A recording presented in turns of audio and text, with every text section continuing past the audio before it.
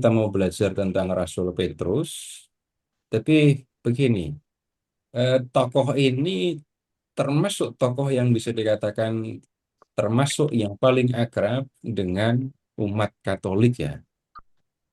Nggak mungkin ada orang Katolik yang tidak pernah mendengar nama Petrus, tidak pernah mendengar kisah tentang Petrus. Ya, itu semua orang Katolik pasti punya pengetahuan tentang nama dan kisahnya. Tetapi juga begini, ada hal-hal yang sebenarnya tidak banyak dipelajari, tidak banyak diketahui oleh orang-orang Katolik. Yang umumnya diketahui oleh orang Katolik tentang Petrus, apa saja Bapak Ibu tolong sebutkan.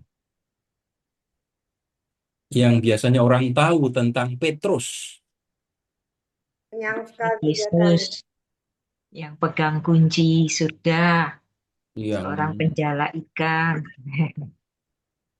ya terus terus yang menyangkal Yesus 3 kali.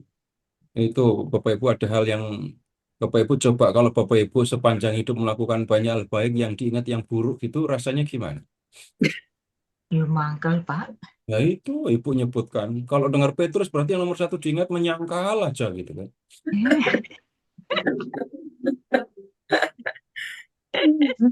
Kenyataan, Pak. Maksudnya Memimpin, kenyataan. memimpin Menyangkal. konsili Ya, Yerusalem. Bapak Mewartakan Ibu yang saya pertama maksudkan kali. begini. Yang saya maksud begini. Bapak Ibu melakukan banyak hal. Tapi pada kenyataannya Bapak Ibu melakukan satu hal negatif. Terus satu hal negatif itu yang terus diingat. Ya enggak, Pak. Kenyataan benar nyata begitu. Tapi yang saya tanya, Iya, bagaimana perasaannya kalau seperti itu? menyebalkan. Jadi nggak bisa kita mengatakan, pokoknya kenyataan begitu, saya akan katakan begitu. Coba Bapak Ibu ngomong kenyataan yang Bapak Ibu alami, apa adanya. Banyak sedihnya atau banyak sukanya, banyak bagusnya atau banyak nggak bagusnya. Nah, yang saya maksudkan justru begini. Ketika orang mendengar nama Petrus, kenapa yang diingat tentang menyangkalnya? Nomor satu diingat itu menyangkal. Apakah itu hal yang dalam tanda kutip penting untuk diingat dalam diri Petrus? Tidak. Nah, malam ini saya belain Petrus pokoknya di hadapan orang-orang Katolik. Tidak, Pak. Tidak perlu diingat. Penting, Pak. Karena Tuhan Yesus mengampuni, Pak. Ibu dengar Walaupun kita Tuhan Yesus mengampuni Petrus berkaitan dengan penyangkalan ini?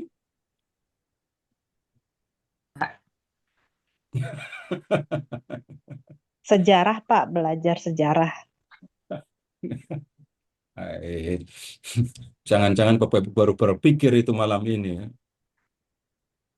Nah, padahal yang dilakukan Petrus apa? Oh, kalau kalau ini ya, saya belajar tentang yang dikerjakan oleh Petrus, saya bisa hanya terpengong-pengong menyaksikan, melihat apa yang dilakukan oleh Petrus itu.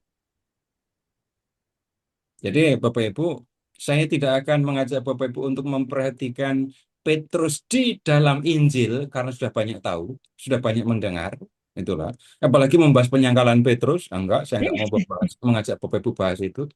Panggilannya, kemudian pengakuan Petrus, kemudian penyangkalannya, penyesalannya, nah, itu Bapak Ibu sudah sering belajar itu ya. Tapi sekarang begini, mulai dari kalau kita mengikuti perjalanan Petrus itu ya, dari nelayan, nelayan, catatannya itu nomor satu nelayan, dipanggil menjadi pengikut Yesus. Langsung ikut? Iya, ikut. Kemudian mengikuti Yesus di banyak kesempatan, Petrus mendapatkan kesempatan yang istimewa untuk menyaksikan hal-hal istimewa yang dikerjakan oleh Yesus. Ketika Yesus membangkitkan anak Yairus, Petrus ada di situ. Ya, ketika Yesus menampakkan kemuliaan, Petrus ada di situ. Ketika Yesus sendirian menghadapi saat-saat terakhir menjelang kematiannya, Petrus juga menyaksikan, Petrus ada di tempat itu. Nah, kemudian begini, Petrus memang punya anggapan yang dikoreksi oleh Tuhan Yesus ya. Petrus mengatakan engkau adalah Mesias, anak yang Allah yang hidup. Tapi yang dipikirkan oleh Petrus tidak seperti yang dimaksudkan oleh Tuhan Yesus. Menurut Petrus, Mesias itu harus panglima, raja, kemudian memimpin orang Yahudi, menang dalam peperangan, lalu membangun kerajaan. Nah, ternyata bukan seperti itu yang dimaksudkan oleh Yesus. Setelah Petrus menyampaikan pengakuan itu, kemudian Yesus mengatakan anak manusia harus mati. Petrus gak bisa terima, Mesias kok mati. Nah, kemudian pada malam menjelang kematian, Petrus mengatakan siap mati bersama Yesus. Tapi dini hari, malam itu juga ya, Petrus menyangkal Yesus. Ketika Yesus mengalami pengadilan, diadili, kemudian disalibkan, Petrus tidak lagi bersama dengan Yesus. Tapi kemudian Bapak Ibu, kalau kita membaca kisah para rasul, kita akan menemukan hal yang bisa dikatakan, menurut saya akan berbeda atau berlawanan dengan pemahaman banyak orang tentang pribadi Petrus itu. Nah, kita akan melihat apa yang dikerjakan oleh Petrus nanti di dalam kisah para rasul ya. Dan kemudian saya ingin mengajak Bapak Ibu untuk melihat satu hal yang hidup di dalam gereja Katolik berkaitan dengan Petrus ini ya. Tapi kemudian kita akan belajar dari sumbernya. Yang saya maksudkan, orang Katolik tahu Petrus itu matinya di Roma sebagai martir, disalib dengan kepala di bawah. Nah, itu pada tahu. Tapi kemudian bagaimana ceritanya? Kok bisa Petrus mengalami hal yang seperti itu? Nah, kita nanti akan belajar satu kitab apokrif lagi, satu saja ya. Ya, kitab yang judulnya Acta Petri. Kalau dalam bahasa Latin, Kisah Para Rasul itu judulnya Acta Apostolorum. Nah, ini kita ketemu dengan Acta Petri, Kisah Petrus. Dalam kisah ini, ya, Akta apa? akta, akte. Akte. Petrus itu nominatif, genitifnya dalam bahasa Latin itu Petri. Akta milik Petrus gitu. Ya, jadi dalam dalam Akta Petri, kita bisa melihat ini ada kisah yang seru. Bisa jadi kita harus berhadapan dengan situasi dalam kisah itu ya, antara kisah sejarah campur dengan legenda.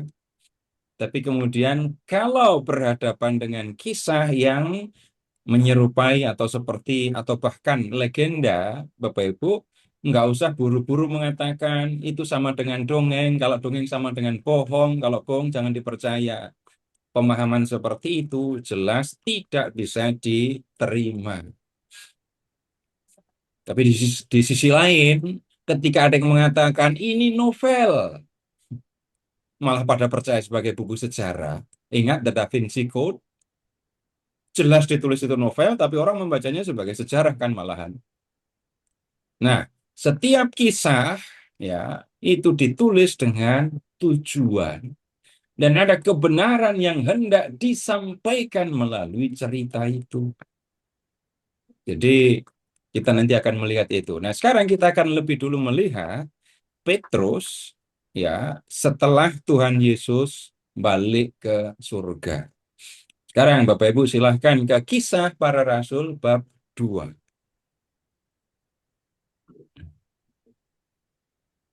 Kisah Para Rasul bab 2 kita ke peristiwa Pentakosta di Yerusalem ya.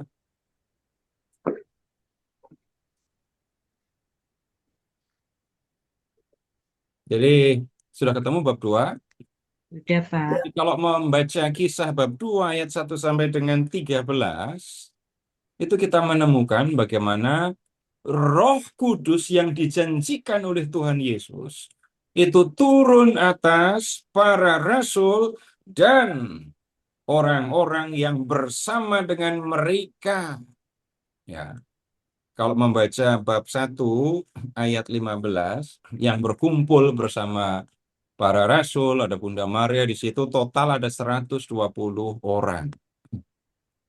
Nah, kemudian di peristiwa Pentakosta ini juga kita melihat bagaimana Roh Kudus itu bekerja melalui orang-orang yang menerimanya. Dalam hal ini, ya langsung bisa mengatakan Roh Kudus bekerja dalam diri para rasul. Nah, ketika Roh Kudus turun atas para rasul, lihat di ayat 9 sampai dengan 11. Orang-orang Yahudi yang tinggal di penjuru bumi, di kota-kota yang sangat jauh, itu datang ke Yerusalem. Lihat kisah bab 2 ayat 8. Itu lihat, Partia, Media, Elam. Elam itu Persia, Mesopotamia, kemudian Yudea, Yudea dekat, Kapadokia, jauh, Pontus, lebih jauh lagi, Asia, Frigia, Pamfilia, Mesir. Jadi orang-orang Yahudi dari banyak kota di dunia datang. Ya, mengapa mereka pada datang? Bapak Ibu ingat ya, ini Pentakosta Yahudi. Lihat bab 2 ayat 1. Ketika tiba hari Pentakosta. Ini Pentakosta Yahudi, bukan Pentakosta Katolik. Pentakosta itu dirayakan 50 hari setelah Paskah. Paskah orang Yahudi mengenangkan peristiwa keluaran dari Mesir. 50 hari sesudah keluar dari Mesir, Musa menerima Taurat di Sinai. Nah, Pentakosta itu dirayakan untuk mengenangkan peristiwa Allah memberikan Taurat kepada Musa. Ini pesta besar, ini hari raya, ini waktu untuk berziarah. Maka orang-orang Yahudi dari banyak penjuru datang ke Yerusalem. Nah, ketika ya orang-orang Yahudi dari segala penjuru itu datang, para rasul sedang berdoa. Dan ketika mereka sedang berdoa, Roh Kudus turun atas mereka. Orang banyak yang datang dari segala penjuru itu datang berkumpul. Kenapa? Karena suara seperti angin keras. Suara itu yang menggerakkan mereka untuk berkumpul. Nah, pada kesempatan itulah, sekarang lihat bab 2 ayat 14. Petrus bangkit berdiri dengan ke-11 rasul itu dan dengan suara nyaring ia berkata kepada mereka, "Hai orang-orang Yahudi dan semua yang tinggal di Yerusalem, perhatikanlah perkataanku ini dan ketahuilah." Bapak Ibu, tolong perhatikan kata-kata awal yang diucapkan oleh Petrus. Kata-kata yang diucapkan di kalimat pertama ini ayat 14 ya, menunjukkan Petrus orang yang berani atau orang yang takut. Berani. Jelas keberaniannya kan ya. Dan keberanian itu menjadi sangat jelas. Ini Petrus bicara terus, lalu lihat ke ayat 23. Dia yang diserahkan Allah menurut maksud dan rencananya telah kamu salibkan dan kamu bunuh melalui tangan bangsa-bangsa durhaka. Namun, Allah membangkitkan dia setelah melepaskan dia dari sengsara maut. Petrus bicara kepada orang Yahudi. Petrus orang Yahudi juga ya, jangan pernah lupa. Petrus bicara kepada orang-orang Yahudi di Yerusalem. Perhatikan lagi ayat 23. Dia yang diserahkan Allah menurut maksud rencananya telah kamu salibkan dan kamu bunuh. Yang menyalibkan, yang membunuh Yesus, orang Yahudi. Sekarang Bapak-Ibu silakan membayangkan Petrus bicara tentang pembunuhan Yesus di hadapan orang-orang yang membunuh Yesus. Kurang berani apa itu? Lalu, belum selesai, ayat 24. Namun Allah membangkitkan dia setelah melepaskan dia dari sengsara maut. Itu sama dengan Petrus mengatakan, kamu membunuh Yesus, tetapi Allah membangkitkan Yesus. Berarti kamu melawan. Melawan siapa? Melawan Allah. Ini kalimat ini, Bapak Ibu. Kita temukan di sini. Nanti di bab 4, bab 5 masih ada. Ya, Petrus lebih berani lagi nanti. Tapi ini di hadapan orang-orang Yahudi. Ya. Kemudian sekarang kita lanjut dulu. Sekarang ke ayat 36. Diulang lagi ucapan Petrus tadi. Jadi, seluruh kaum Israel harus tahu dengan pasti bahwa Allah telah membuat Yesus yang kamu salibkan itu menjadi Tuhan dan Kristus. Sekali lagi, itu sama dengan Petrus mengatakan, kamu melawan Allah karena kamu membunuh Yesus. Nah, ketika ayat 37, mereka mendengar hal itu, hati mereka tersayat, lalu mereka bertanya kepada Petrus dan rasul-rasul yang lain, apa yang harus kami perbuat, saudara-saudara? Petrus menjawab mereka, bertobatlah dan hendaklah kamu masing-masing dibaptis dalam nama Yesus Kristus untuk pengampunan dosamu, maka kamu akan menerima karunia, yaitu Roh Kudus. Jadi Petrus langsung menunjukkan, kamu sudah salah melawan Allah. Terus mereka bilang, terus apa yang harus kami lakukan? Petrus langsung jawab, bertobatlah, baptis, supaya kamu mendapatkan pengampunan dosa. Ayat 41. Orang-orang yang menerima perkataannya. Nyanya itu siapa? Petrus. Dari tadi yang bicara Yesus. cuma Petrus. Orang-orang yang menerima perkataannya itu dibaptis. Dan pada hari itu jumlah mereka bertambah kira-kira 3.000 jiwa. Bicara apa adanya Bapak Ibu, memperhatikan teks pada ini hari Pentakosta, para rasul menerima Roh Kudus. Setelah menerima Roh Kudus, Petrus berbicara di Yerusalem di hadapan orang Yahudi.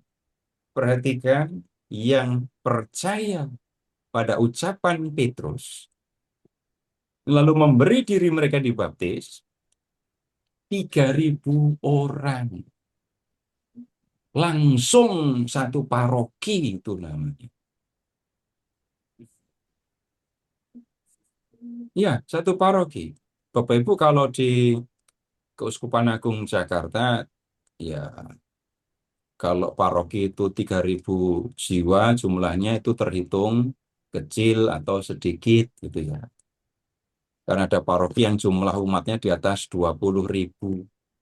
Tapi kalau pergi ke daerah-daerah di luar Keuskupan Agung Jakarta, 3.000 satu paroki itu sudah banyak. Memang ada paroki yang cuma 500 gitu, 500 orang ada. Tapi 3.000 tetap jumlah yang banyak. Nah, yang tolong diperhatikan, satu kali Petrus bicara, 3.000 orang dibaptis. Itu yang kita lihat di Kisah bab 2. Nah, kemudian kita ke bab 3. Bab 3 ayat 1. Pada suatu hari menjelang waktu sembahyang, yaitu jam 3 sore, naiklah Petrus dan Yohanes ke bait Allah. Di situ ada seorang laki-laki yang lumpuh sejak lahirnya. Perhatikan, laki-laki yang lumpuh sejak lahirnya sehingga harus diusung. Nah, yang Bapak Ibu tolong perhatikan begini. Ya, Bapak Ibu mungkin pernah ketemu ya, kalau sampai ada orang yang nggak bisa jalan, entah karena alasan apa, lalu sampai setahun, 2 tahun, 3 tahun tidak jalan. Apa yang terjadi dengan kakinya? Mengecil, Pak. Kecil. Mengecil. Kecil. Ya, Bapak Ibu pernah melihat mungkin itu, tapi pasti tahu itu kan ya. Iya. Sekarang kalau pengemis ini lumpuh sejak lahir, kakinya seperti apa? Pasti kecil sekali ya. Kecil sekali Lalu itu. lihat, tiap hari dia berada di gerbang indah bait Allah meminta sedekah. Namanya juga pengemis. Ayat 3. Ketika orang itu melihat bahwa Petrus dan Yohanes hendak masuk ke bait Allah, ia meminta sedekah. Mereka menatap dia, dan Petrus berkata, "Pandanglah kami." Lalu orang itu menatap mereka dengan harapan akan mendapat sesuatu dari mereka. Namanya juga pengemis. Ya. Kemudian Petrus berkata ayat 6, "Emas dan perak tidak ada padaku. Aku tidak punya emas, tidak punya perak, aku nggak punya uang. Tetapi apa yang kupunyai, kuberikan kepadamu. Dalam nama Yesus Kristus orang Nazaret itu bangkit dan berjalanlah." Lalu Petrus memegang tangan kanan orang itu dan membantu dia berdiri. Seketika itu juga kuatlah kaki dan pergelangan kaki orang itu. Ia melompat, berdiri dan mulai berjalan. Ya, lalu ia masuk bersama mereka ke dalam bait Allah sambil berjalan dan melompat-lompat serta memuji Allah. Pengemis yang biasa mengemis di pintu gerbang indah bait Allah. Banyak orang tahu. Banyak orang tahu. Nah, ayat 9. Semua orang melihat dia berjalan sambil memuji Allah. Dan mereka mengenali dia sebagai orang yang biasanya duduk meminta sedekah di pintu gerbang indah bait Allah. Mereka pun takjub dan tercengang tentang apa yang telah terjadi padanya. Yang tolong Bapak Ibu perhatikan, situasi orang yang lumpuh itu, lumpuh sejak lahir, nggak bisa jalan, untuk berpindah dari satu tempat ke tempat lain, digotong.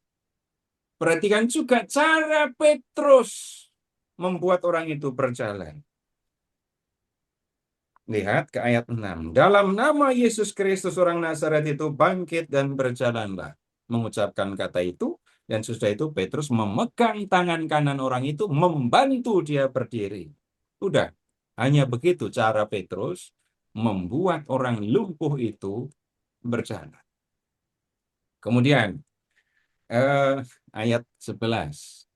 Petrus menggunakan kesempatan ini untuk bicara tentang Yesus. 11. Karena orang itu tetap mengikuti Petrus dan Yohanes, seluruh orang banyak yang sangat keheranan itu datang mengerumuni mereka di serambi yang disebut serambi Salomo. Ketika Petrus melihat hal itu, ia berkata kepada orang banyak itu, "Hai orang-orang Israel, mengapa kamu heran tentang kejadian itu? Dan mengapa kamu menatap kami seolah-olah kami membuat orang ini berjalan karena kuasa dan kesalahan kami sendiri?" Ya. Jadi Petrus menunjukkan kalau orang ini bisa sembuh, bisa jalan lagi, bisa jalan, itu bukan karena aku, bukan karena Petrus. Terus karena siapa? Ayat 16. Ayat 16. Karena kepercayaan kepada nama Yesus, nama itu telah menguatkan orang yang kamu lihat dan kenal ini. kepercayaan itu telah memberi kesembuhan kepada orang ini di hadapan kamu.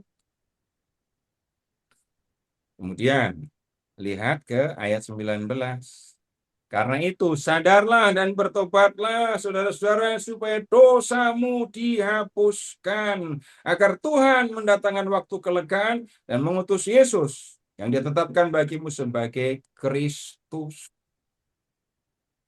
Jadi, lihat, ini Petrus khotbah tentang Yesus di Bait Allah. Resikonya, Bapak Ibu, kan Yesus belum lama diadili ya oleh Mahkamah Agama, kemudian diadili oleh Pilatus, lalu disalibkan. Yang mengadili Yesus, Mahkamah Agama, itu tempatnya di Yerusalem, di Bait Allah. Orang-orangnya di situ tinggalnya. Jadi resiko yang hadapi Petrus, ia berhadapan dengan orang-orang yang sudah menjatuhkan hukuman mati kepada Yesus. Bab 4. Ketika Petrus dan Yohanes sedang berbicara kepada orang banyak, perhatikan Bapak Ibu, imam-imam dan kepala pengawal Bait Allah serta orang-orang Saduki mendatangi mereka. Ini kelompok yang bertanggung jawab atas pembunuhan Yesus. Dan Petrus dan Yohanes harus menghadapi mereka. Ya, orang-orang itu sangat marah karena mereka mengajar orang banyak dan memberitakan bahwa dalam Yesus ada kebangkitan dari antara orang mati. Terus, mereka menangkap kedua rasul itu dan menjebloskan mereka ke dalam tahanan sampai keesokan harinya, karena hari telah malam. Petrus dimasukkan ke dalam penjara bersama Yohanes ya. Terus ayat 4. Namun, di antara orang-orang yang mendengar ajaran itu, banyak yang menjadi percaya, sehingga jumlah mereka menjadi kira-kira 5.000 orang laki-laki. Dalam waktu singkat, dari 3.000 menjadi 5.000. Dan ini terjadi setelah Petrus bicara tentang Yesus tentu saja ya. Nah sekarang Petrus harus menghadapi sidang.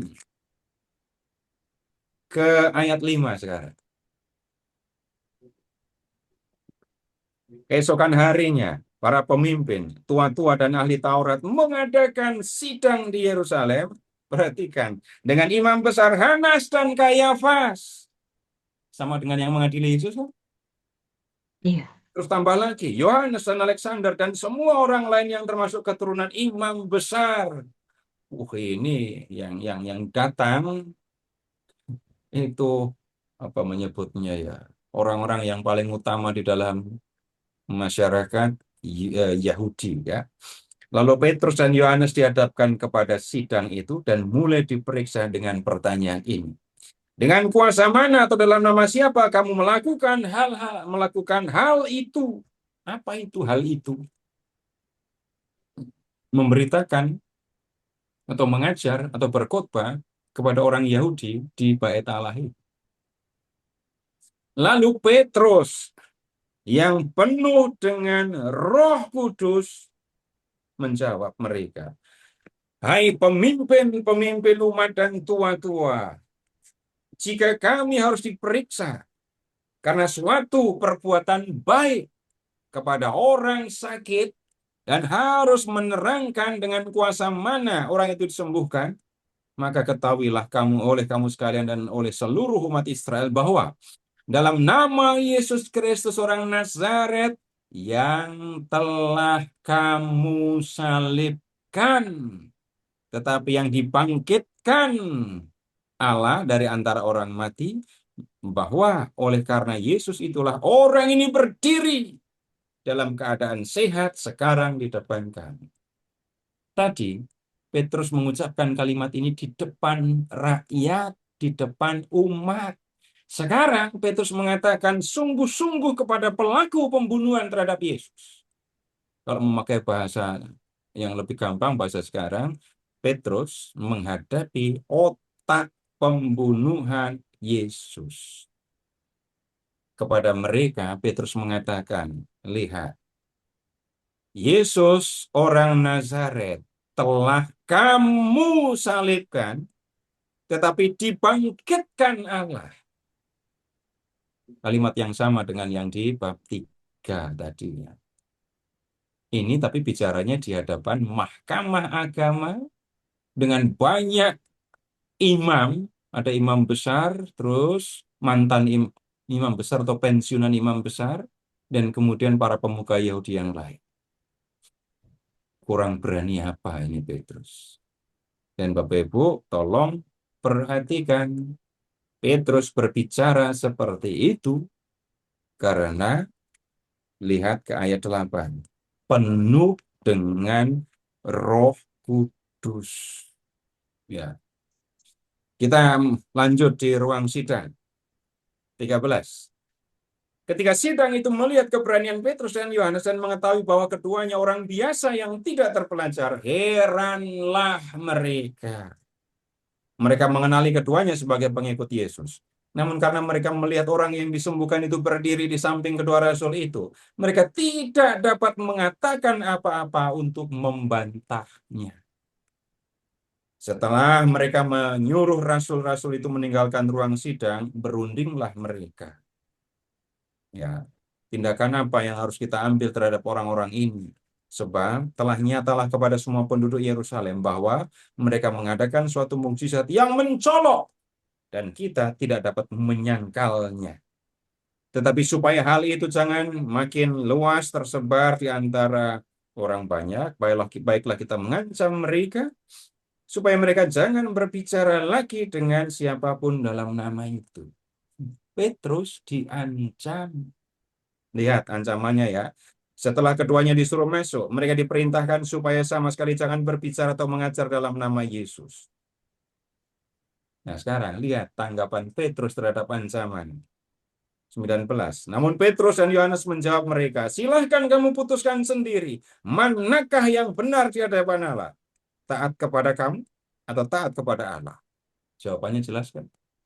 Sebab tidak mungkin bagi kami untuk tidak berbicara tentang apa yang telah kami lihat dan telah kami dengar. Kalau Bapak Ibu kita memperhatikan kisah bab 1 ayat 8, boleh periksa dah. Kisah bab 1 ayat 8. Bab 4-nya diberi pembatas ya. Kisah 1 ayat 8. Itu Yesus bicara kepada murid-muridnya. Kamu akan menerima kuasa ketika nanti Roh Kudus sudah turun atas kamu. Dan kalau Roh Kudus sudah turun atas kamu, kamu akan menjadi saksiku. Mulai dari Yerusalem, Yudea dan Samaria, sampai ke ujung bumi. Perhatikan, kamu akan menjadi saksiku. Kalau atau ketika Roh Kudus sudah turun atas kamu dan kamu menerima kuasa. Petrus menjawab tadi, ya, tidak mungkin bagi kami untuk tidak berbicara tentang apa yang telah kami lihat dan kami dengar. Syaratnya jadi saksi apa? Melihat langsung. Ya, melihat langsung, bukan lewat CCTV, ya, bukan lewat rekaman. Nah, lihat langsung. Dan kemudian tugas saksi apa? Menyampaikan apa yang dilihatnya itu. Jadi saksi selain melihat, mendengar, saksi juga harus bicara tentang apa yang dilihat, apa yang didengar. Kalau saksi itu nggak bisa bicara. Namanya saksi apa? Bisu, saksi bisu, Pak. Nah, Petrus bukan saksi bisu, saksi sungguhan. Iya. Nah, kemudian sekarang begini, apa yang dialami oleh Petrus, ya, ini jelas menempatkan kuasa yang dia terima karena dia sudah menerima Roh Kudus. Sekarang Bapak Ibu tolong kisah bab 4 tetap diberi tanda, lalu Bapak Ibu tolong kita pindah ke Injil Markus.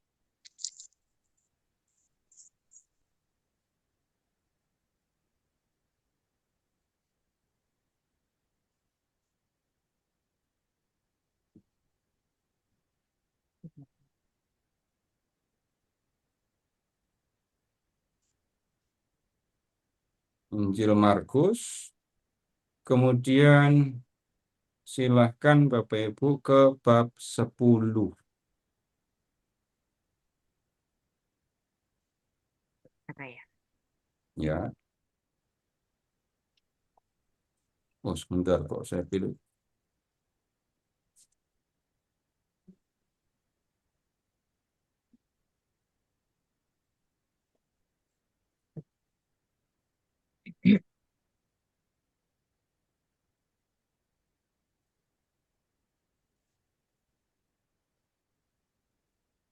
Eh, maaf, bukan ke 10 ya, ke 13. Markus 13.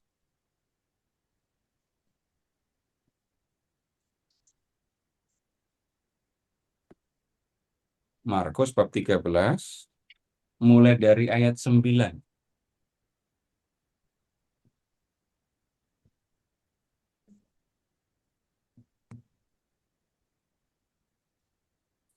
Hati-hatilah kamu akan diserahkan kepada majelis agama. Petrus ngalami itu kan?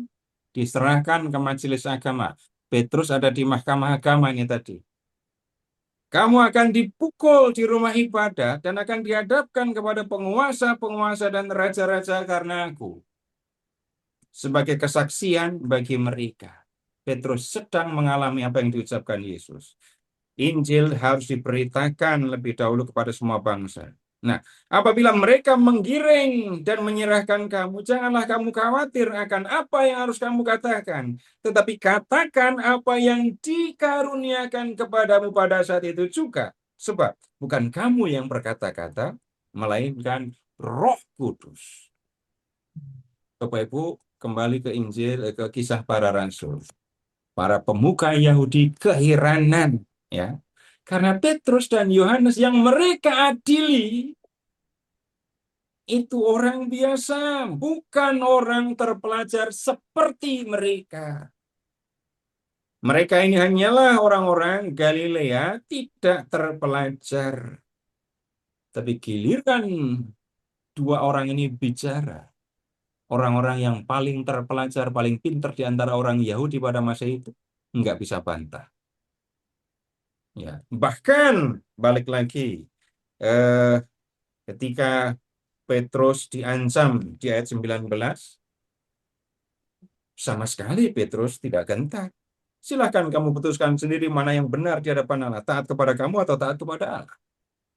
Lalu ayat 21, mereka pemuka Yahudi dalam mahkamah agama semakin keras mengancam rasul-rasul itu.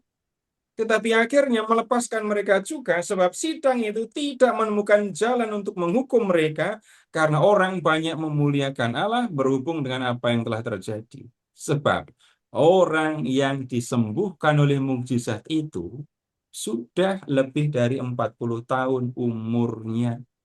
Omongannya bisa dipercaya. Dia tidak perlu wali. Kalau dia berbicara, orang wajib memperhatikan, mendengarkannya, karena kesaksiannya itu bisa diterima, bisa didengarkan. Nah, kemudian kita lihat, ini sudah ada jemaat di Yerusalem. Sudah ada jemaat di Yerusalem. Sekarang kita ke bab 5. Ada seorang laki-laki bernama Ananias. Ia bersama istrinya, Safira, menjual sebidang tanah miliknya. Dengan setahu istrinya, ia menahan sebagian dari hasil penjualannya itu, dan sebagian lagi dibawa dan diletakkan di depan kaki para rasul. Namun Petrus berkata, Ananias, mengapa hatimu dikuasai iblis, sehingga engkau mendustai Roh Kudus dan menahan sebagian hasil penjualan tanah itu? Selama tanah itu tidak dijual, bukankah itu tetap kepunyaanmu? Dan setelah dijual, bukankah hasilnya tetap dalam kuasamu? Mengapa engkau merencanakan perbuatan itu dalam hatimu? Engkau bukan mendustai manusia, tetapi mendustai Allah. Ketika mendengar perkataan itu, rebahlah Ananias dan putus putuslah nyawanya. Semua orang yang mendengar hal itu sangat ketakutan. Lalu beberapa orang muda datang mengafani mayat itu, mengusungnya keluar, dan pergi menguburnya. Nah, Bapak Ibu, ini salahnya Ananias itu apa? Sekilas kita tidak akan menemukan kesalahan. Jadi maksudnya itu begini. Contoh yang benar, lihat ke bab 4 ayat 37. Ia ini tentang bab 4. Jadi cuman beberapa baris di atasnya saja. Atau Iya, persis yang di atas menjadi ladang. Ananias. Iya, Ada seorang bernama Yusuf alias Barnabas. Ayat 37, yang menjual ladang miliknya, lalu membawa uangnya itu dan meletakkannya di depan kaki rasul-rasul. Ah, ini biasa begitu di masa itu. Menjual ladang, uangnya semua diserahkan kepada para rasul untuk dibagikan kepada anggota jemaat yang memerlukan. Ananias melakukan yang sama. Ya, jadi tanah milik Ananias. Kalau dijual, uangnya milik Ananias juga. Mau diserahkan semua hasilnya kepada para rasul atau disimpan sebagian untuk dirinya, enggak ada masalah. Enggak ada masalah. Tetapi yang menjadi masalah adalah ketika ya Ananias menjual tanah itu, lalu tanahnya laku 100 juta. 25 juta dia simpan, 75 juta dia serahkan kepada Petrus. Tetapi mengatakan ini semua hasil penjualan tanah kami. Kami menjual tanah laku 75 juta dan ini hasil penjualan tanah. Diserahkanlah 75 juta. Kenapa pemahamannya seperti ini? Kalau hanya sampai di ayat 6, Bapak Ibu belum menemukan dengan jelas dusta Ananias itu seperti apa. Ayat 7. Kira-kira 3 jam kemudian masuklah istri Ananias, tetapi ia tidak tahu apa yang telah terjadi. Perhatikan, kata Petrus kepadanya, katakanlah kepadaku, dengan harga sekiankah tanah itu kamu jual? Jawab perempuan itu, betul sekian. Apakah benar kamu jual tanah, terus tanahnya laku 75 juta? Safira jawab, benar 75 juta. Gitu. Padahal lakunya 100. Ya. Petrus kemudian bilang di ayat 9, mengapa kamu berdua bersepakat untuk mencobai roh Tuhan? Lihat, orang-orang yang baru mengubur suamimu berdiri di depan pintu, dan mereka akan mengusung engkau juga keluar. Safira juga mati dan dikuburkan hari itu juga. Kembali Bapak Ibu, tolong perhatikan Petrus. Lihat yang dikerjakan. Dia menjadi pemimpin jemaat. Dia dipenuhi dengan Roh Kudus. Dia tahu mana yang benar, mana yang salah. Dia tahu ketika ada orang yang berbuat salah karena Roh Kudus yang ada di dalam dirinya. Nah, kemudian sekarang kita lanjut ya. Kita ke bab 8 ya. Ada sesuatu yang kita perlu ketahui nanti. Jadi kalau membaca bab 8 dari ayat 1b, itu setelah Stefanus dibunuh, para pengikut Yesus di kota Yerusalem dianiaya. Para pengikut Yesus dianiaya. Pada waktu itu, mulailah penganiayaan hebat terhadap jemaat di Yerusalem. Mereka semua kecuali rasul-rasul tersebar ke seluruh Yudea dan Samaria. Para pengikut Yesus selain para rasul tersebar pergi ke Yudea dan Samaria. Ya, lalu lihat ke ayat 4. Mereka yang tersebar itu menjelajahi seluruh negeri sambil memberitakan Injil. Filipus, salah seorang diakon yang disebut di bab 6, itu pergi ke Samaria dan memberitakan Yesus di Samaria. Nah, banyak orang di Samaria menjadi percaya kepada Yesus.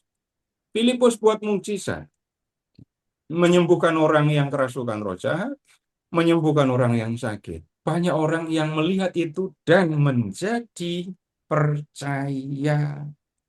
Nah, kemudian sekarang kita lihat di ayat 12.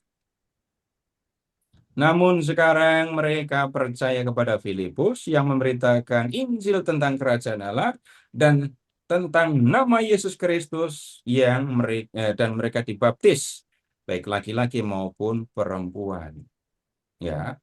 Kemudian lihat ke ayat 14. Ketika rasul-rasul di Yerusalem mendengar bahwa tanah Samaria telah menerima firman Allah, mereka mengutus Petrus dan Yohanes ke situ, ke Samaria. Kenapa?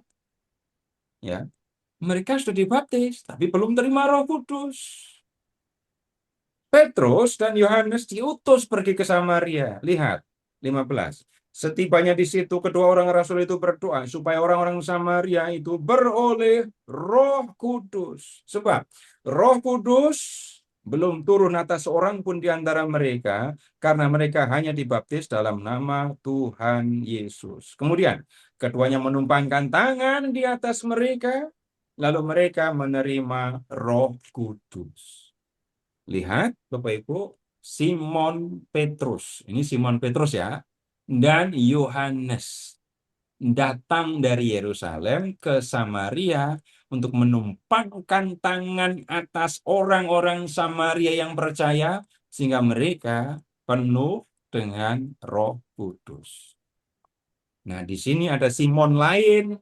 Lihat di ayat 9. Di kota itu ada seorang bernama Simon.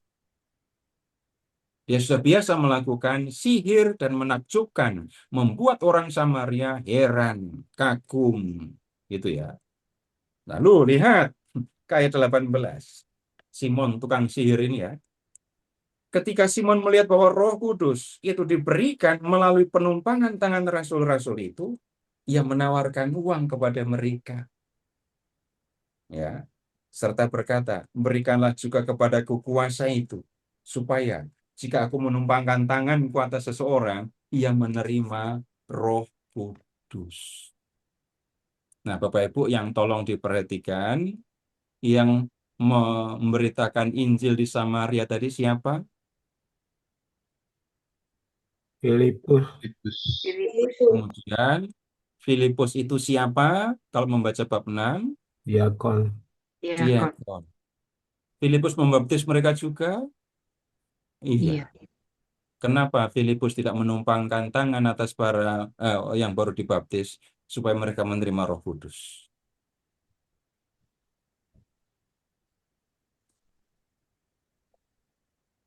Yang memberikan Roh, yang menumpangkan tangan lalu mencurahkan Roh Kudus siapa tadi?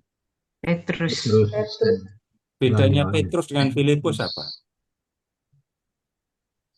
Temannya, Pak. Filipus belum dapat Roh Kudus kan, Pak? Perhatikan saya bertanya, kalau di bab 6 Filipus itu tadi siapa? Iya, Kon. Ya kan, kalau Petrus? Rasul. Ya, Rasul. begitu kan Rasul, memahami. murid Yesus. Perhatikan kata Rasul. Petrus, Yohanes itu Rasul. Jadi kuncinya Filipus rasul ya, itu Pak? diakon. Jadi yang punya kuasa, yang diberi kuasa untuk mencurahkan Roh Kudus, untuk menumpangkan tangan, Hanya siapa? rasul. Rasul, Rasul. Bukan dia. Rasul. Dan Bapak Ibu sudah menerima Roh Kudus dari para pengganti para rasul kan? Udah. Oh iya, waktu kita dipermandiin. Bukan. Oh, Yang waktu memandikan Krisma. itu siapa? Krisma. Waktu Krisma. Waktu Krisma. Kalau yang memberikan Krisma siapa? Uskup. Monsinyur. Uskup. Uskup. Zaman dulu emang misalnya uskup ya, Pak? Nah, Saya ini lupa siapa deh, yang Ibu baca ini? Oh iya di sini. Maksudnya Yang yang saya saya alamin sebutkan, dalam yang hidup saya sampaikan, Bapak Ibu menerima Roh Kudus dari siapa? Pengganti, penerus para rasul. Begitu kan? Ya. Ya. Jadi sah Bapak Ibu terima Roh Kudus karena yang mencurahkan itu adalah pengganti para rasul yang diberi kuasa oleh Tuhan Yesus.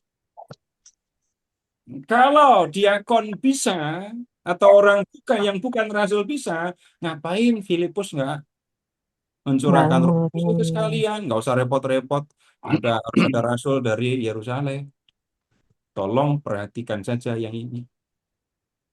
Nah, kemudian tentang Simon ini, Simon yang tukang sihir ya, itu melihat Roh Kudus dicurahkan berkat penumpangan para rasul. Lalu dia pengen bisa begitu dan menawarkan uang kepada Petrus dan Yohanes. Menawarkan uang kepada Petrus dan Yohanes. Terus Petrus mau gitu. Ya enggak lah. Ayat 20. Namun Petrus berkata kepadanya, binasalah kiranya uangmu itu bersama engkau, karena engkau menyangka bahwa engkau dapat membeli karunia Allah dengan uang. Tidak ada bagian atau hakmu dalam hal ini. Sebab hatimu tidak lurus di hadapan Allah. Jadi bertobatlah dari kejahatanmu dan berdoalah kepada Tuhan, semoga Ia mengampuni niat hatimu ini. Sebab kulihat bahwa engkau memendam iri hati yang pahit dan terjerat dalam kejahatannya. Dalam kejahatan. Jawab Simon, hendaklah kamu berdoa untuk aku kepada Tuhan supaya kepadaku jangan kiranya terjadi segala yang telah kamu katakan itu. Yang terjadi dengan Simon selanjutnya enggak diceritakan di situ. Nah, kemudian Bapak Ibu, ini penting untuk kita pahami karena Simon yang tukang sihir ini nanti kalau di Akta Petri itu ketemu sama Petrus di Roma. Ya, kita lanjut dulu. Kita sekarang ke bab 9. Kita ke bab 9 ya. Dari ayat 32.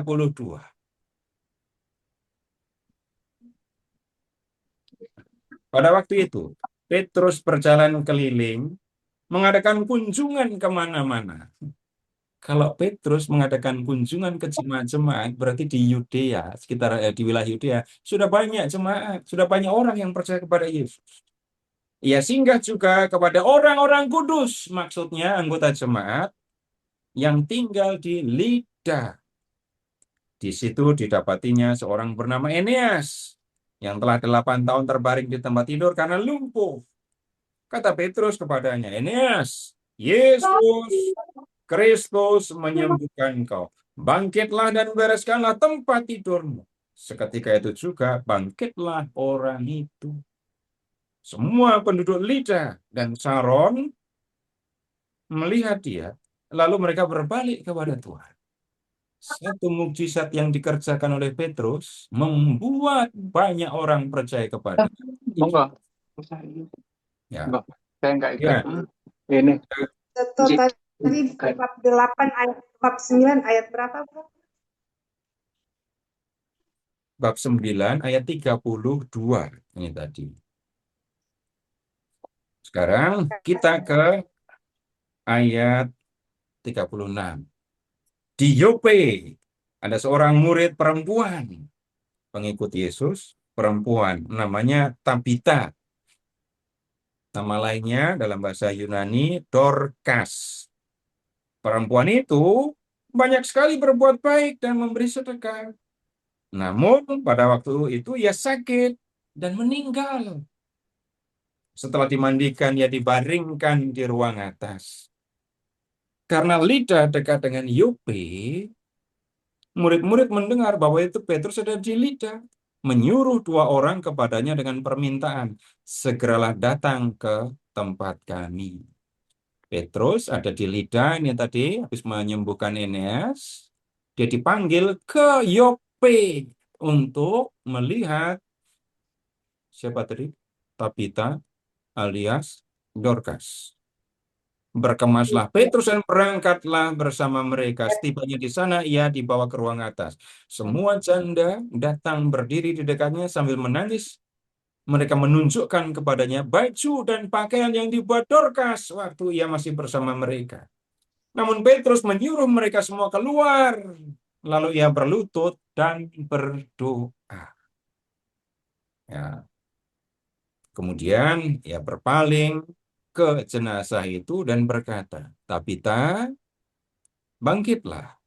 Lalu Tabita membuka matanya, dan ketika ia melihat Petrus, ia bangun lalu duduk.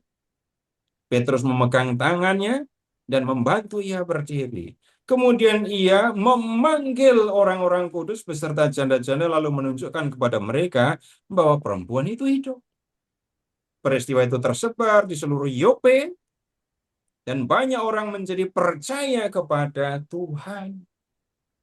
Satu mukjizat lagi yang ini nggak tanggung-tanggung, menghidupkan orang yang sudah mati. Caranya, satu, berlutut dan berdoa. Kemudian habis itu, nomor dua, bicara kepada Tabita. Tabita, bangkitlah. Gitu ya. Setelah Tabita membuka mata, Petrus memegang tangannya, membantu dia berdiri. Tuh, Bapak Ibu, kalau mau membangkitkan orang mati, begitu caranya ya.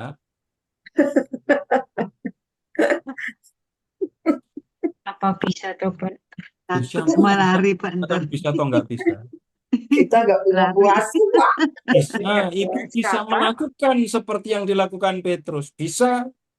Perkara bangkit apa enggak yang Ibu doakan, Bapak doakan, urusan lain. Geger. Nah, sekarang Petrus sekarang ada di Yope kan? Iya. Ada panggilan ini dari Kaisarea. Ada seorang, dilihat di bab 10 ayat 1. Di Kaisarea ada seorang laki-laki bernama Cornelius, perwira dari batalion Italia. Keren ya, perwira ini. Nah, kemudian ini Cornelius di Kaisarea mendapat penglihatan. Petrus di Yope juga terima penglihatan. Penglihatannya nyambung. Sekarang lihat penglihatannya ya. Ayat 3. Ini Cornelius dulu. Dalam suatu penglihatan, kira-kira jam 3 petang, ia melihat dengan jelas seorang malaikat telah masuk ke rumahnya dan berkata kepadanya, Cornelius. Ia menatap malaikat itu dan dengan takut berkata, ada apa Tuhan? Jawab malaikat itu kepadanya, semua doamu dan sedekahmu telah naik ke hadirat Allah, dan Allah mengingat engkau. Sekarang, suruhlah beberapa orang ke Yope untuk memanggil seorang bernama Simon, yang disebut Petrus. Ia menumpang di rumah seorang penyamak kulit bernama Simon. Sudah ketemu berapa Simon kita sekarang? Ada 3 Simon yang sudah kita temui. Nah, kemudian Cornelius beneran kirim utusan untuk pergi ke Yope menjemput Petrus. Sementara itu, ya, lihat ke ayat 9. Petrus naik ke atas rumah untuk berdoa. Kemudian ketika berdoa, ini gangguan waktu doa ya, ayat 10. Ia merasa lapar dan ingin makan. Ini waktu sembahyang, ingat kalau dia lapar. Tiba-tiba ia diliputi kuasa ilahi. Ayat 11. Ia melihat langit terbuka dan turunlah sesuatu seperti kain lebar yang bergantung pada keempat sudutnya, yang turun ke tanah. Di dalamnya terdapat segala jenis binatang berkaki 4, binatang melata dan burung. Lalu Petrus dengar suara, bangunlah Petrus, sembelihlah, makanlah. Namun Petrus menjawab, tidak Tuhan, sebab aku belum pernah makan apapun yang haram dan yang najis. Kedengaran lagi untuk kedua kalinya suara yang berkata kepadanya, apa yang dinyatakan halal oleh Allah, tidak boleh kau nyatakan haram. Hal ini terjadi sampai 3 kali. Petrus tetap belum mengerti apa yang sebenarnya dimaksudkan Allah dengan penglihatan itu ya. Nah, kemudian Petrus dijemput ke rumah Kornelius. Petrus dijemput di rumah Kornelius, dan kemudian Petrus berbicara tentang Yesus. Ya, berbicara tentang Yesus kepada orang-orang di rumah Kornelius, tentu termasuk Kornelius ya. Nah, sekarang tolong ke ayat 39. Ini panjang lebar Petrus bicara tentang Yesus. Di ayat 39, kamilah saksi-saksi dari segala sesuatu yang dia perbuatnya di negeri orang Yahudi maupun di Yerusalem.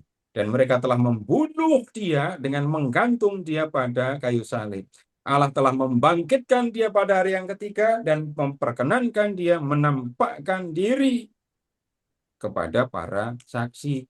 Nah, Bapak Ibu sekarang lihat ke ayat 44. Sementara Petrus berkata demikian, turunlah Roh Kudus ke atas semua orang yang mendengarkan pemberitaan itu. Semua orang percaya dari golongan bersunat yang menyertai Petrus tercengang-cengang karena mereka melihat karunia yaitu Roh Kudus dicurahkan ke atas bangsa-bangsa lain juga. Sebab mereka mendengar orang-orang itu berkata-kata dalam bahasa lidah dan memuliakan Allah. Bapak Ibu, yang ini sebaliknya dari yang di Samaria tadi. Petrus berbicara, Roh Kudus turun atas Kornelius dan keluarganya. Loh, kok tahu? Petrus nggak sendiri kan? Ada orang-orang Kristiani, ada orang Kristiani Yahudi seperti Petrus yang ikut bersama Petrus. Mereka ini melihat keluarga Kornelius, termasuk Kornelius, bicara dalam bahasa roh. Dan itu tanda Roh Kudus turun atas mereka, padahal belum baptis. Setelah itu, Petrus bertanya di ayat 47, bolehkah orang mencegah untuk membaptis orang-orang ini dengan air, sedangkan mereka telah menerima Roh Kudus seperti kita? Kalau orang-orang asing, ini ya, orang-orang Italia tadi ya, itu menerima Roh Kudus karena mendengar pemberitaan Petrus, nggak mungkin dong ada yang berani ngelawan Roh Kudus. Nggak boleh mereka dibaptis, nggak bisa. Bapak Ibu, Kornelius dan keluarganya orang bukan Yahudi. Mereka percaya kepada Yesus dan mereka inilah baptisan pertama. Nah, nyebutnya begitu ya. Nanti kalau orang-orang sida-sida dari Ethiopia agak berbeda. Tapi lihat ini mereka kemudian dibaptis. Kemudian mereka meminta Petrus untuk tinggal beberapa hari lagi di sana. Nah, Petrus di bab 11 harus mempertanggungjawabkan baptisan Kornelius. Lihat bab 11 ayat 1. Rasul-rasul dan saudara-saudara di Yudea mendengar bahwa bangsa-bangsa lain suka menerima firman Allah.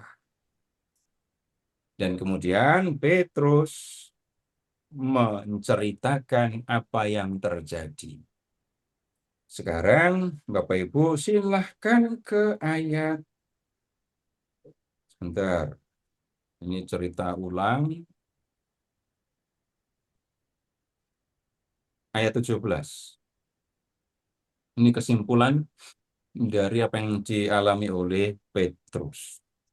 Jadi, jika Allah memberikan karunia yang sama kepada mereka seperti kepada kita, pada waktu kita percaya kepada Tuhan Yesus Kristus, bagaimana mungkin aku mencegah Allah?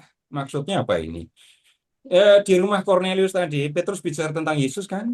Lalu Roh Kudus turun atas Kornelius dan keluarganya. Loh, ini Roh Kudus kok bisa turun atas orang-orang bukan Yahudi? Dalam keyakinan Petrus jelas, ini Allah yang memberikan karunia Roh Kudus. Kalau Allah saja memberikan Roh Kudus kepada Kornelius dan keluarganya, biarpun mereka orang asing, bagaimana mungkin Petrus tidak membaptis mereka? Ya, nggak mungkin melawan Allah dengan menolak orang bukan Yahudi untuk percaya kepada Yesus. Ketika mereka mendengar hal itu, mereka menjadi tenang, lalu memuliakan Allah. Katanya, perhatikan, jadi kepada bangsa-bangsa lain juga Allah mengaruniakan pertobatan yang memimpin kepada hidup. Ini Bapak Ibu, apa yang dikerjakan oleh Petrus dalam pemberitaan Injil. Dan yang kita lihat bagaimana Petrus yang dipenuhi dengan Roh Kudus bisa melakukan banyak hal. Yang membuat mukjizat, membuat orang lumpuh bisa berjalan. Lumpuh sejak lahir, lumpuh 8 tahun. Dan bahkan dia membangkitkan orang mati. Nah, itu semua Bapak Ibu dibuat oleh Petrus, bukan dia yang bekerja, tetapi yang sebenarnya membuat mukjizat, membuat orang lumpuh berjalan, membangkitkan orang mati, sesungguhnya itu adalah Yesus, bukan Petrus. Petrus bertugas memberitakan Yesus yang mati dan bangkit. Tuhan Yesus mendampingi Petrus dan membuat mukjizat untuk membuktikan bahwa ucapan Petrus tentang Yesus itu benar. Petrus mengatakan, Yesus sudah bangkit. Lalu orang akan bertanya, mana buktinya kalau Yesus bangkit? Penyembuhan, pembangkitan orang mati, itu tanda, bukti. Yesus sudah bangkit, dia memang tidak kelihatan. Tetapi dayanya, kuasanya, itu bisa dialami dan hasilnya tampak jelas. Yang lumpuh bisa berjalan, yang belum pernah jalan sekarang berjalan, yang mati bisa hidup lagi. Itu karena kuasa Yesus yang tampak di dalam pekerjaan yang dilakukan oleh Petrus. Kemudian lihat juga, Petrus memimpin jemaat di Yerusalem. Kemudian Petrus memberitakan Yesus. Dan ketika ada yang bohong sama Petrus, ingat, kamu nggak bohong kepadaku, tapi kamu membohongi Roh Kudus.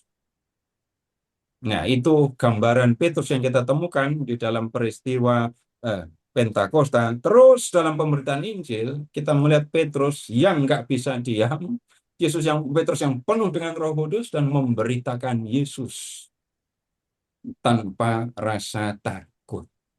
Baik, Bapak Ibu, sampai di sini sebelum kita beralih ke Akta Petri, silahkan kalau ada yang perlu disampaikan. Nyalakan kamera dan silahkan berbicara. Ya, Saya mau silahkan. tanya Pak siapa ya? Ya, Pak Ferry, boleh Pak Seto ya? ya silahkan. Iya, saya tadi kita baca tadi Kisah Para Rasul 8 ayat 16 disebut sebab Roh Kudus belum turun di atas seorang pun di antara mereka karena mereka hanya dibaptis dalam nama Tuhan Yesus. Mereka dibaptis atas nama Tuhan, tetapi Roh Kudus belum turun. Lalu dalam prosesnya Krisma didoakan oleh seorang yang punya kuasa seperti itu. Itu satu set. Tapi saya pikir selama ini baptis itu eh, kalau kita menerima baptis, Roh Kudus sudah turun, atau baptis itu suatu tindakan untuk membuka dirinya untuk siap menerima Roh Kudus. Ini maksudnya apa yang ayat 16, Pak? Kenapa Roh Kudus belum turun? Apa memang satu set baptis itu satu set dengan Kristus? Baptis disebut Ya, baptis yang benar. Itu ya, baik. Pak Seto. Begini, yang nomor satu perlu diperhatikan, Mm-mm. apa yang sekarang dipraktekkan di dalam gereja Katolik, itu hasil pembacaan seluruh Alkitab, bukan pembacaan 1-2 ayat. Itu ya, itu yang harus diperhatikan. Jadi kita tidak bisa, ini ayatnya begini, kok sekarang di gereja begini, ayatnya begini, kok sekarang di gereja begini. Bukan begitu. Ya. Jadi kita tidak, dalam gereja Katolik, kita tidak merumuskan ajaran berdasarkan dalil 1-2 ayat. No, bukan begitu. Ya. Apa yang diajarkan di dalam gereja Katolik itu adalah hasil pembacaan seluruh kitab suci. Nah, kemudian, jadi kita memahami apa yang tertulis, ya pahami saja apa yang ditulis, bukan bagian kita untuk menghakimi isi tulisan ini. Hmm. Nah, kemudian sekarang, Nggak usah juga menyalahkan, wah ini Filipus gimana sudah diakon nggak ngerti cara baptis gitu. Bukan begitu juga. Tapi yang kita temukan, yang kita lihat, Roh Kudus belum turun atas mereka, orang Samaria. Dan kemudian yang mencurahkan Roh Kudus kepada mereka itu adalah para rasul. Keterangan yang disebutkan di sini, alasan yang disebutkan, mereka baru dibaptis dalam nama Yesus. Tapi tidak disebutkan, terus harusnya bagaimana gitu kan. Jadi rumusan yang berikutnya dibaptis dalam nama Bapa dan Putra dan Roh Kudus. Itu rumusan yang selanjutnya. Jadi kalimat itu sebenarnya menjelaskan mengapa orang Samaria belum terima Roh Kudus. Hanya begitu, nggak usah dipikir yang terlalu jauh. Ini baptisannya nggak lengkap, Jauh. baptisannya nggak ini terlalu Ya, jauh kita berpikirnya ya, begitu. ya, ya. Ya, begitu Baik. dulu Pak. Ya, terima kasih pencerahan. Ya, silakan. Terima kasih banyak. Ya.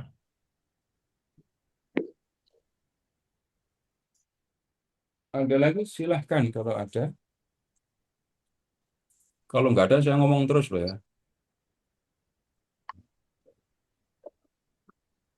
1, 2, 3. Udah. Baik, sekarang begini, Bapak Ibu, saya bertanya. Semua tahu kan Petrus disalib terbalik. Iya, Pak. Jadi pertanyaan berikutnya, Bapak Ibu tahu dari mana, tahu dari siapa? Susah jawabnya pasti. Saya tahu, tapi kalau ditanya dulu tahu dari siapa, saya nggak bisa nginget lagi. Gitu. Pak, kalau Tapi Petrus punya kunci, Pak, ada kunci itu? kita sedang bicara yang ini, Bu. Jangan Oh, ngomongin. oke. Ya, karena saya janji saya bicara tentang Petrus kunci itu di Injil kan, bukan di Kisah Para Rasul. Saya tadi sudah sampaikan, kita bicara yang lain. Yang Bapak Ibu temukan ketika membaca Kisah Para Rasul ini tadi, beda nggak gambaran Petrus di Kisah Para Rasul dengan gambaran Petrus di dalam Injil tadi? Beda. Ada Kelihatan sekali bedanya. Iya. Nah, ketika membaca Kisah Petrus itu tadi Bapak Ibu yang saya katakan, saya bisa terbengong-bengong melihat apa yang dikerjakan oleh Petrus ini tadi. Dari nggak bisa bicara sampai pinter bicara. Dari orang kampung, orang desa nelayan menghadapi para anggota mahkamah agama, orang terkemuka paling tinggi dalam agama Yahudi. Nah, balik lagi. Eh, saya tahu Petrus, pernah dengar Petrus disalib dengan kepala terbalik. Tapi kalau ditanya dari siapa saya tahu. Saya nggak bisa jawab. Karena ya kalau di dalam gereja Katolik memang sering terjadi kita tahu dari kata-kata yang pernah diucapkan lalu tersimpan begitu saja di dalam memori. Tapi kemudian apakah ada yang menyangkal, tidak terima, tidak percaya kalau Petrus disalib dengan kepala terbalik? Enggak ada sampai sekarang. Enggak ada yang menyangkal itu. Orang Katolik tetap menerima itu. Dan kalau kita telusuri sumbernya ya, itu kita ketemu dengan kisah itu di dalam satu kitab yang bernama Akta Petri, Kisah Petrus. Nah, saya tidak akan berbicara tentang latar belakang penulisan, ditulis di mana, oleh siapa. Nah, saya nggak mau bicara itu.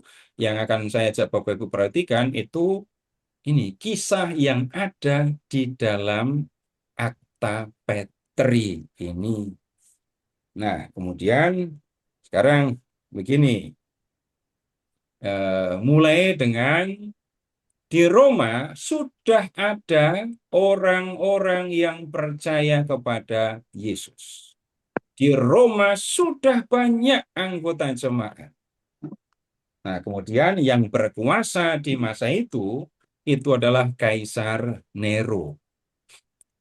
Kalau kita membaca sejarah, ya, Nero itu membenci dan berusaha membinasakan para pengikut Yesus di Roma.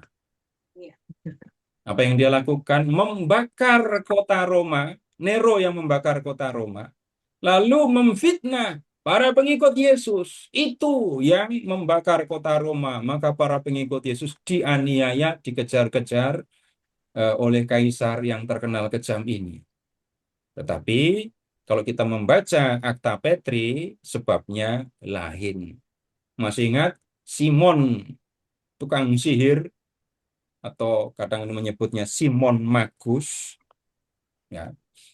Nah, ceritanya begini. Paulus itu pernah singgah ke Roma ketika mau pergi ke Spanyol. Bapak Ibu bisa melihatnya di di surat kepada jemaat di Roma bab 1 dan bab terakhir. Paulus singgah di Roma karena mau pergi ke Spanyol. Nah, setelah Paulus pergi meninggalkan Roma, datanglah Simon Magus. Ya, Simon datang. Ini tukang sihir ya.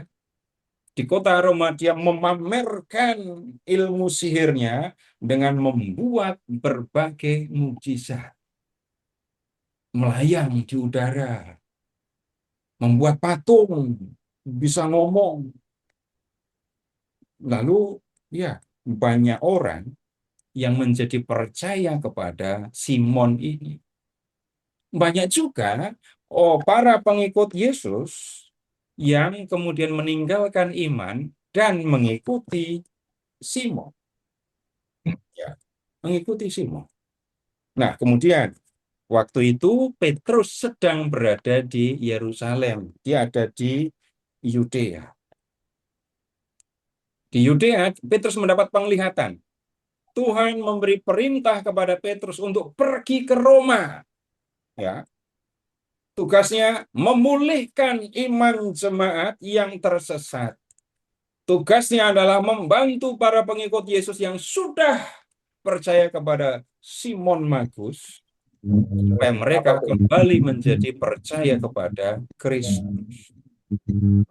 Nah, kemudian berkat ya kemampuannya untuk sihir tadi ya, itu Simon itu bisa dekat dengan pejabat Roma. Maria ke surga ya. Dan ya bagian daripada pengajaran kita ya di sumber iman Katolik. Ada yang bocor Pak, tuh nggak berisik Iya, jadi suara Pak. siapa itu? Denominasi lain kan nggak ada gitu. Mungkin Pak Arminto. Pak Arminto.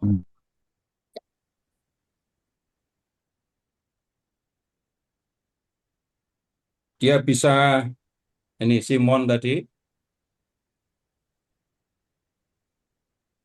Simon itu karena kemampuannya membuat macam-macam mukjizat tadi, itu bisa dekat dengan Kaisar Nero tadi ya. Kemudian dia juga bisa mempengaruhi seorang senator namanya Marcellus. Marcellus ini sudah percaya kepada Kristus, Tapi karena terpesona dengan sihir Simon, maka menjadi pengikut Simon. Dan rumah Marcellus jadi markas Simon. Ingat, Petrus diperintahkan oleh Tuhan Yesus ke Roma. Yang jadi sumber masalah di Roma, Simon. Lalu Simon sedang berada di rumah Marcellus. Ingat, Marcellus dulunya pengikut Yesus, tapi terpesona kepada Simon, lalu menjadi pengikut Simon. Bahkan menyediakan rumahnya untuk Simon. Nah, kemudian Petrus nyari Simon. Tahu kalau Simon ada di rumah Marcellus.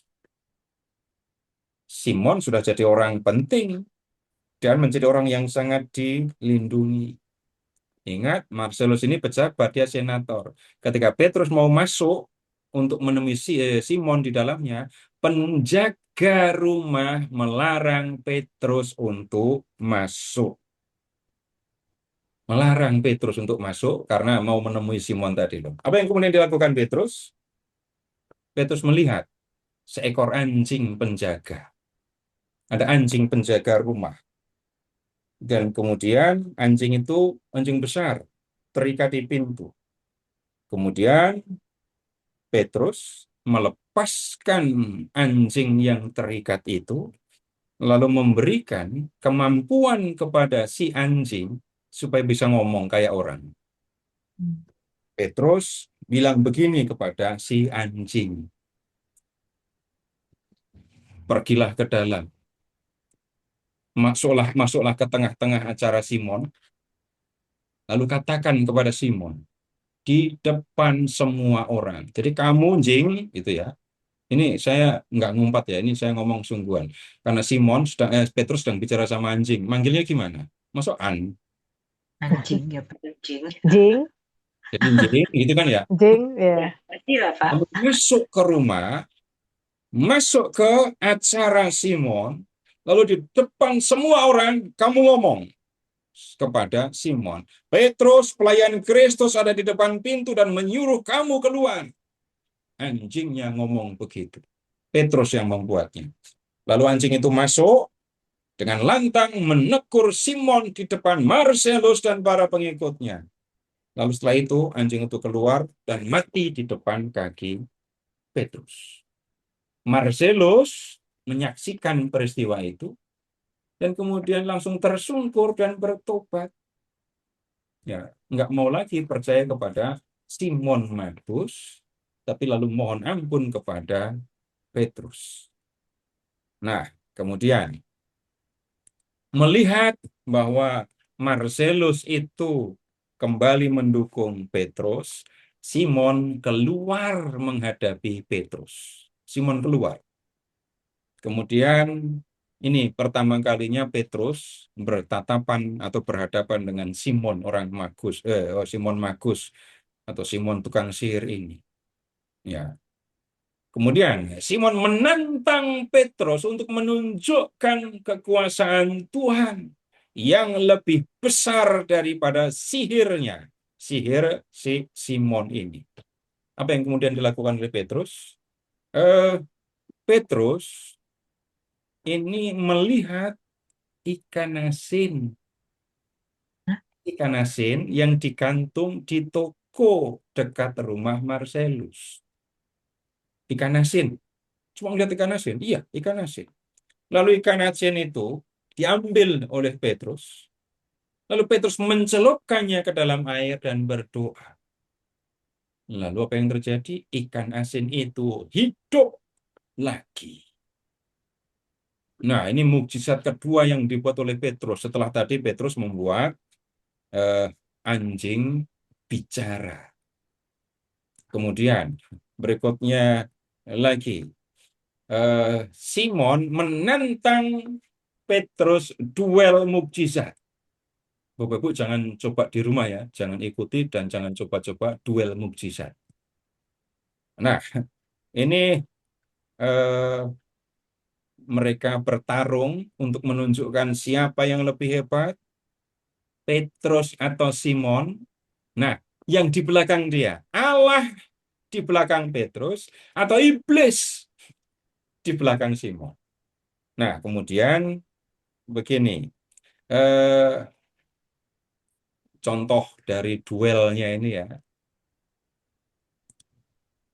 adalah menghidupkan orang mati. Jadi karena ada Petrus yang membuat mukjizat tadi, ada Simon yang membuat dengan sihirnya membuat mukjizat, rakyat Roma itu terpecah, ada yang percaya Simon, ada yang percaya kepada Petrus. Nah, kemudian Bapak Ibu, ini ada nama lain ya. Ada Agripa, seorang prefek, sebut saja dia pejabat bernama Agripa. Dia mengusulkan duel ini tadi di lapangan terbuka. Ya. Siapa yang bisa membuat mukjizat yang sungguh-sungguh, nah dia yang bisa dipercaya. Nah, ketika Agripa mengusulkan duel ini kebetulan ada seorang muda, ya, keluarga bangsawan yang baru saja meninggal. Dan dia sedang diusung dalam keranda untuk dimakamkan. Jadi ada orang, anak muda, meninggal, mau dikubur. Nah, kemudian Agripa menantang Simon dan Petrus. Siapapun di antara kalian yang bisa menghidupkan kembali pemuda ini, dialah yang menyembah Allah yang hidup. Nah, giliran pertama, Simon. Dia maju dan mulai merapalkan mantra sihirnya di dekat keranda. Ya, tidak lama kemudian, kepala pemuda tadi, kepala anak muda tadi, itu tampak bergerak-gerak noleh ke arah Simon. Jenazah anak muda setelah dengar mantra, lalu noleh ke arah Simon. Nah, penonton sudah ramai ini. Simon adalah dewa. Simon menghidupkan orang itu. Tapi kemudian Petrus meminta semua orang tenang dan kemudian Petrus berkata, jika dia benar-benar hidup, suruh dia bangun, berjalan, dan bicara. Begitu Simon menjauh dari keranda untuk menyapa penonton, mantra sihirnya lenyap dan pemuda itu kaku lagi seperti layaknya mayat. Ini bukti ternyata mayat bergerak tadi ya hanya ilusi sihirnya saja. Sekarang giliran kedua, Petrus. Ya, Petrus maju, berdiri dekat keranda, dan kemudian berdoa dengan sungguh-sungguh kepada Tuhan Yesus. Lalu Petrus memegang tangan pemuda itu dan berseru, "Hai anak muda, bangkitlah, berjalanlah." Seketika itu juga anak muda itu membuka mata, bangkit, berdiri ya, memakai pakaian, dan mulai bicara serta memuji Tuhan. Ibu dari pemuda itu pun langsung berlutut dan bertobat mengikuti warga Roma yang lain yang percaya kepada Yesus berkat mukjizat Petrus. Apakah Simon sudah berhenti dengan kekalahan ini? Belum. Karena Simon sudah merasa harga dirinya dihancurkan oleh Petrus ya. Maka Simon menunjukkan, dia memberi pengumuman akan membuat pertunjukan pamungkas untuk menunjukkan bahwa dia bukan manusia tetapi dewa. Caranya nanti di depan orang banyak Simon akan terbang naik ke surga. Sekali lagi itu akan dilakukan di depan rakyat dan di depan Kaisar Nero. Nah, kemudian pada hari yang ditentukan, rakyat, orang banyak berkumpul di tempat yang sudah ditentukan itu, ya. Dan kemudian Simon naik ke tempat yang tinggi. Dia mengenakan jubah dan kemudian dengan bantuan roh-roh jahat, Simon mulai melayang dan terbang tinggi di atas kota Roma. Kemudian rakyat Roma kembali takjub melihat, bayangkan ada orang yang bisa naik ke atas kota. Gitu ya. Mereka kagum kepada Simon dan mengaku ini dewa sungguhan ini. Melihat peristiwa yang seperti itu, Petrus tidak tinggal diam. Apa yang dilakukan Petrus? Kembali Petrus berlutut di tengah kerumunan, menengadah ke langit dan berdoa kepada Tuhan Yesus. Tuhan Yesus Kristus, tunjukkanlah kuasa-Mu. Jangan biarkan malaikat-malaikat kegelapan ini terus menipu umat-Mu. Aku memerintahkan roh-roh jahat yang sedang membawa orang ini di udara. Lepaskan dia sekarang juga. Begitu Petrus menyelesaikan doanya, kekuatan iblis yang menopang Simon langsung lumpuh. Apa yang terjadi? Simon kehilangan daya yang membuat dia melayang, lalu jatuh. Mati. Jatuh. Enggak mati. Patah-patah. Enggak langsung mati. Jadi jatuh dari ketinggian, Simon enggak langsung mati. Ya, tapi mengalami luka parah, kedua kakinya patah. Itu ya. Nah, kemudian rakyat Roma kembali menyadari Simon menipu. kekuasaannya, kekuatannya dipatahkan oleh Tuhan. Mereka pun kembali mengikuti Petrus. Simon Magus lalu dilarikan untuk diobati ya. Tapi nyawanya tidak tertolong. Lukanya parah dan kemudian dia tewas. Nah, kemudian dengan kemenangan ini ya, Petrus bisa memulihkan situasi jemaat Roma. Jemaat Roma, orang-orang Kristiani di Roma tidak lagi ragu untuk percaya kepada Yesus. Ini ini Petrus ya, supaya nggak tercampur dengan Simon. Petrus melakukan tugas yang dipercayakan oleh Tuhan Yesus. Dan ingat, Tuhan Yesus menyertai Petrus di dalam melaksanakan tugas yang dipercayakan kepadanya itu. Nah, sekarang yang kita perlu perhatikan itu begini. Simon sudah mati. Tapi situasi malah menjadi lebih sulit bagi Petrus dan para pengikut Yesus di kota itu. Kenapa? Simon Magus itu teman Kaisar. Dia sudah menjadi orang yang dipercaya oleh Kaisar. Banyak pejabat yang percaya kepada dia. Banyak yang percaya kepada. Nah, kemudian lihat, Petrus tidak berhenti berkhotbah di Roma. Tidak berhenti berkhotbah di Roma. Nah, kemudian salah satu hal yang diberitakan oleh Petrus, Bapak Ibu, itu begini. Ini terpaksa saya harus menyebut tulisan ini, tulisan Akta Petri itu dari abad kedua, ya. Kenapa saya harus menyebut? Nih, lihat. Sekarang Petrus memberitakan Yesus. Satu hal yang dia beritakan itu adalah tentang selibat. Jadi hidup tidak berkeluarga demi kerajaan surga. Petrus banyak berbicara seperti ini.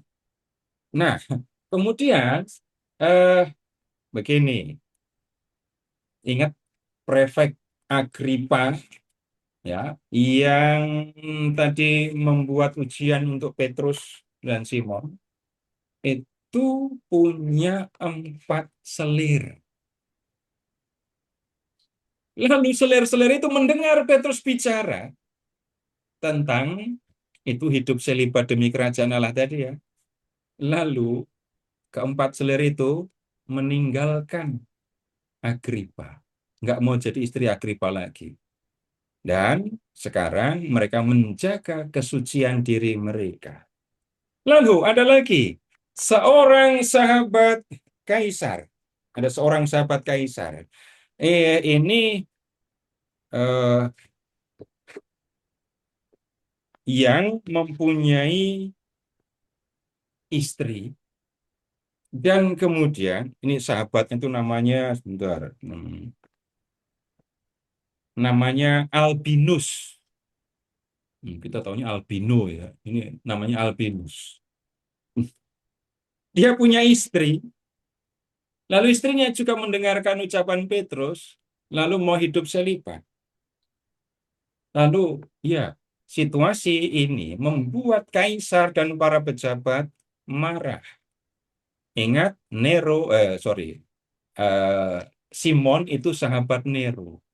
Jadi macam-macam hal ini, jadi dendam atau pembalasan dari Kaisar, kemudian para pejabat yang marah dengan ajaran Petrus, itu kemudian menjadi marah dan kemudian mereka menganiaya para pengikut Yesus. Mereka menganiaya para pengikut Yesus dan targetnya adalah mereka harus menangkap Petrus dan menjerat Petrus dengan hukuman mati. Nah, sekarang situasi menjadi tidak aman bagi Petrus. Petrus bukan takut mati, tapi jemaat Roma itu meminta supaya Petrus meninggalkan kota Roma. Ya. Nah, bukan Petrus takut mati, tapi jemaat yang minta Petrus pergi. Nah, Petrus pun mengikuti apa yang dikatakan atau desakan jemaat Roma. Mereka minta Petrus pergi itu sambil nangis, sehingga Petrus beneran harus pergi. Gitu ya. Dan kemudian namanya situasi genting, Petrus menyamar supaya nggak ketahuan kalau dia Petrus. Nah, ketika Petrus mau keluar dari Roma, dia mendapatkan penglihatan. Dalam penglihatan itu, dia berjumpa dengan Yesus yang memikul salib. Petrus mau keluar dari Roma. Jadi jalannya keluar dari Roma kan. Lalu ketemu dengan Yesus yang memikul salib. Tapi ini penglihatan ya. Nah, kemudian Petrus bertanya kepada Yesus. Oh, Kita Vadis. tahu ucapannya, Quo vadis Domini. Jadi Petrus bertanya kepada Yesus, Quo vadis, artinya Mau kemana? Domine itu Tuhan. Lalu Yesus menjawab, Venio Romam iterum crucifixi. Aku datang ke Roma untuk disalibkan kembali. Petrus bertanya, Domine iterum crucifigeris? Tuhan, apakah engkau akan disalibkan lagi? Yesus jawab, Etiam Petrus iterum crucificar. Ya Petrus, aku akan disalibkan kembali. Nah, setelah mendapatkan penglihatan itu, Petrus dapat memahami dengan sangat jelas. Petrus tidak bisa meninggalkan Roma.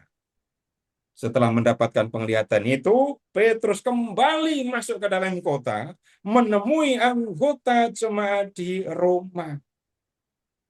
Lalu, kan jemaat bertanya, kan Petrus sudah mau lari karena desakan jemaat. Tapi kenapa Petrus kok pulang? Lalu Petrus menjelaskan begini, aku melihat Tuhan memasuki Roma. Ketika aku bertanya kemana ia pergi, Yesus menjawab bahwa ia datang untuk disalibkan lagi. Maka aku harus memenuhi kehendaknya.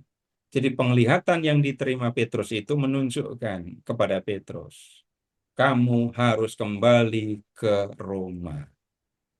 Nah, mulai saat itu Petrus nggak mau disuruh pergi, dan Petrus tidak memberitakan Injil sembunyi-sembunyi. Dia bicara di depan umum, dia berbicara tentang Yesus tanpa rasa takut. Dan kemudian pada akhirnya Petrus ditangkap oleh para prajurit atas perintah prefek Agripa tadi. Setelah itu, Petrus dibawa ke tempat eksekusi. Dan konon tempat eksekusi Petrus ini adalah di Bukit Vatikan. Bapak Ibu kalau ditanya, kubur Petrus di mana? Gitu. Jawabannya, kuburan Petrus di mana? Vatikan. Pulau Basilika. Basilika Saint Peter. Jadi tempat Petrus dikubur itulah yang dibikin basilika tuh. Nah, jadi Petrus dibawa ke Bukit Vatikan. Bapak Ibu yang sudah pergi ke sana bisa nggak mengamati Vatikan itu ternyata sebuah bukit. Saya belum ke sana, saya belum bisa memperhatikan, dan ketika dilihat di map saya juga belum bisa melihat Vatikan itu di atas bukit gitu. Ya, beneran di bukit ya.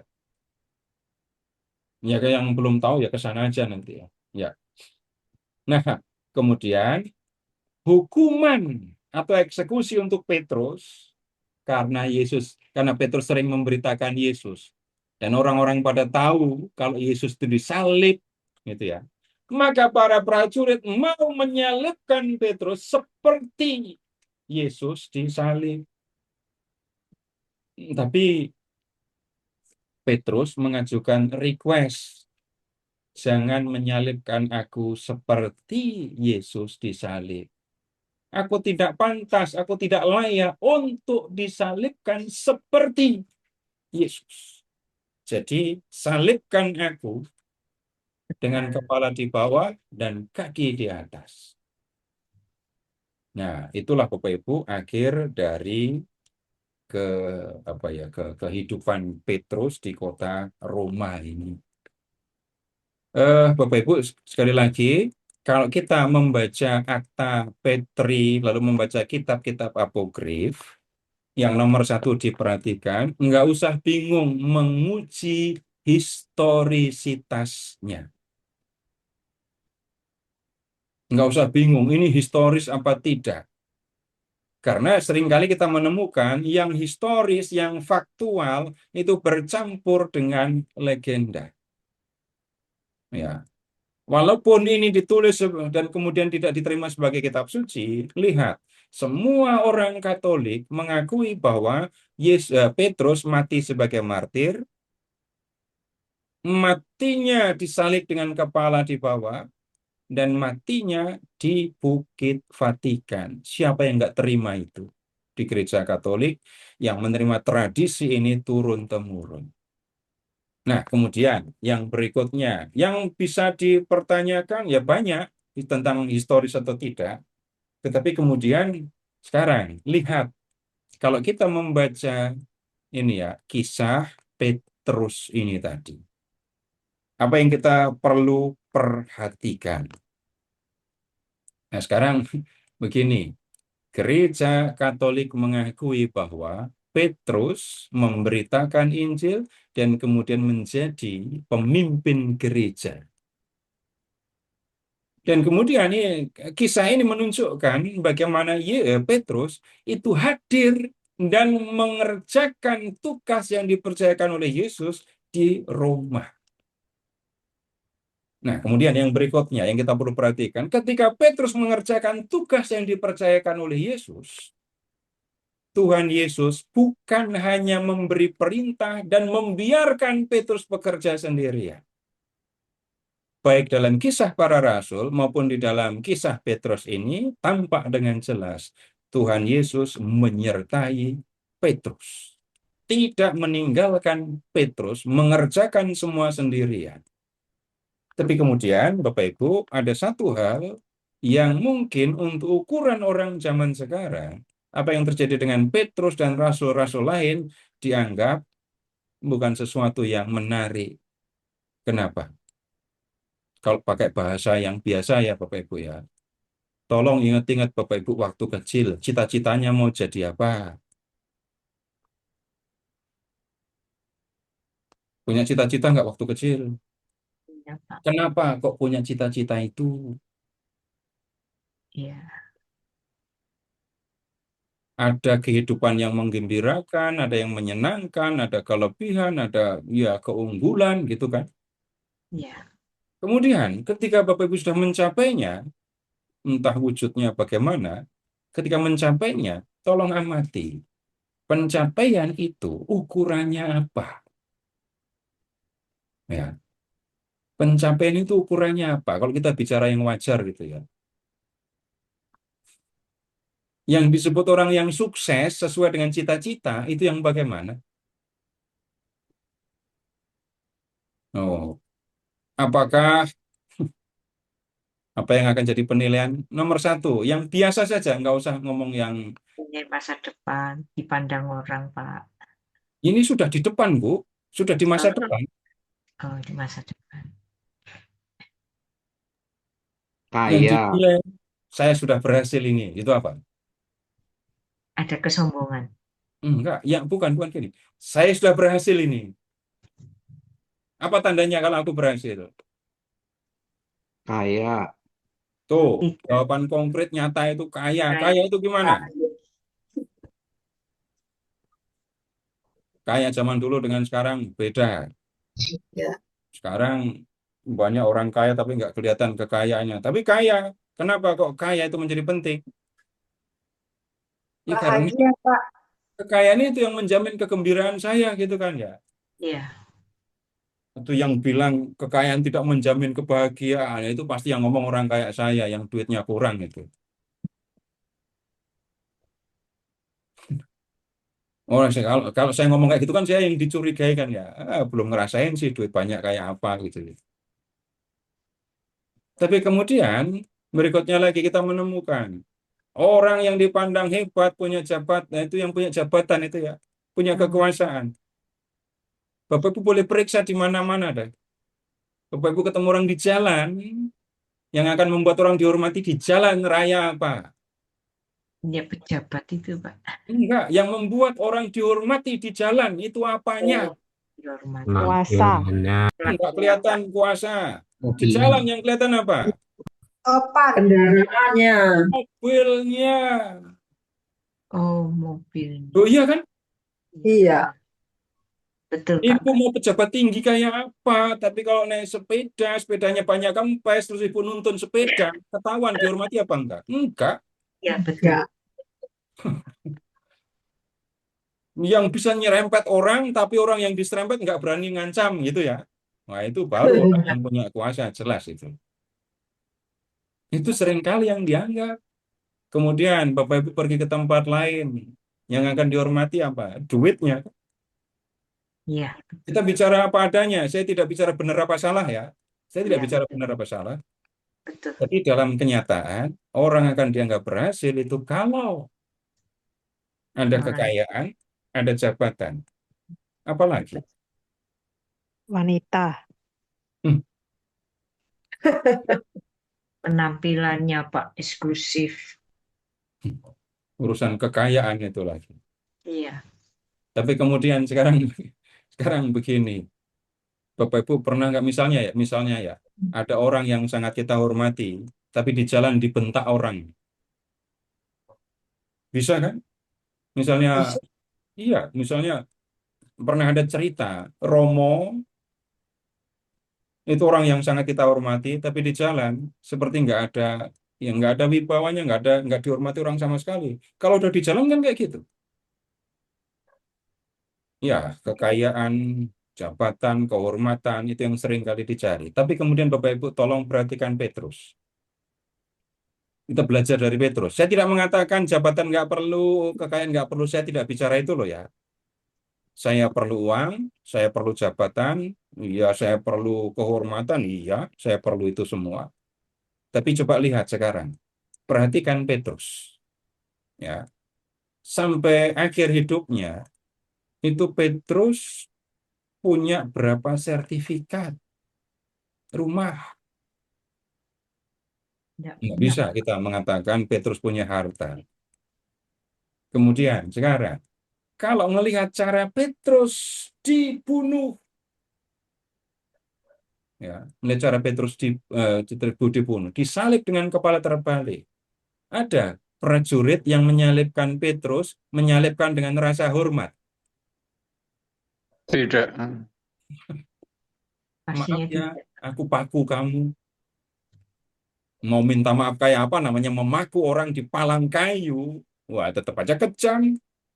Iya. Jadi kita tidak menemukan dalam diri Petrus di hadapan dunia, ya, kekayaan, jabatan, kehormatan. Petrus nggak punya itu semua. Tapi kemudian kalau kita lihat Petrus sebagai murid Yesus, sebagai pelayan Kristus, Petrus mendapatkan tempat yang istimewa di hadapan Allah. Kenapa? Dia yang dikenal sebagai orang yang awalnya impulsif, ada apa-apa langsung reaksi, ada apa-apa langsung bereaksi. Tapi ketika dia menjalankan tugas memberitakan Injil, dia lakukan itu dengan sungguh-sungguh. Tuhan menyertai dia, dan kemudian ketika harus berhadapan dengan bahaya yang mengancam nyawanya, itu tidak membuat Petrus takut. Kehormatan Petrus justru terletak pada keberaniannya untuk menghadapi kematian demi Yesus. Nah, kehormatan Petrus justru tampak di situ. Menjalani kehidupan memberitakan Injil demi Yesus, demi keselamatan orang banyak, Yesus menyertai. Kehormatannya sebagai seorang hamba Kristus itu adalah ketika dia mati demi Kristus. Baik, Bapak Ibu, sampai di sini masih ada beberapa menit. Kalau ada yang mau disampaikan, silakan.